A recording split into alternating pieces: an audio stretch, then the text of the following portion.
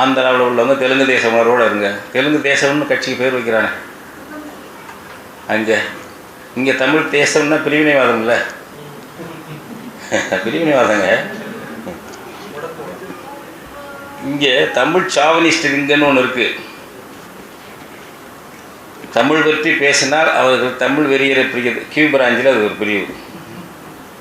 இந்த Q பிராஞ்சையும் Tamil chauvinist விங்கையும் முதல் தமிழ்நாட்டில் உருவாக்கியவர் முத்தமிழ் அறிஞர், தமிழ் இன தலைவர், தமிழர்களுக்கு எல்லாம் கற்றுக் கொடுத்தவர் கலைஞர் கருணாநிதி. தமிழ் சாவனிஸ்ட். ஆந்திராவில் தெலுங்கர் சாவனிஸ்ட் உண்டா? கேரளாவில் மலையாளி சாவனிஸ்ட் உண்டா?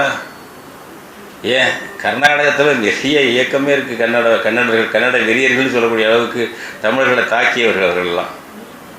அந்த கர்நாடகத்தில் கன்னட அமைப்புகள் வற்புறுத்துவதனால தான் இந்த சட்டம்லாம் வருது. அங்கே கன்னடா சாவனிஸ்ட்னு ஒரு விங்கு வச்சுருக்காங்களா? திராவிட ஆட்சியில் தான் அதெல்லாம் இருக்கும். சொன்னால் வருத்தப்படுவாங்க, வேண்டுமுன்னே திராவிடர் சொல்கிறீங்கன்னு.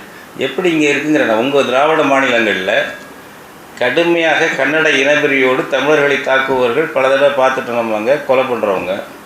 அதுக்கான கட்சிகள்லாம் இருக்குது. அந்த பேர் என்ன, ஒரு சால்வாலிக்கா, இன்னொருத்தர் நாராயணராவ்னு ஒருத்தர் புதுசாக ஒன்று, வேதிகா, வட்டல் நாகராஜ், நாராயணசாமி, வேதிகா, அதெல்லாம் வச்சுருக்காங்க.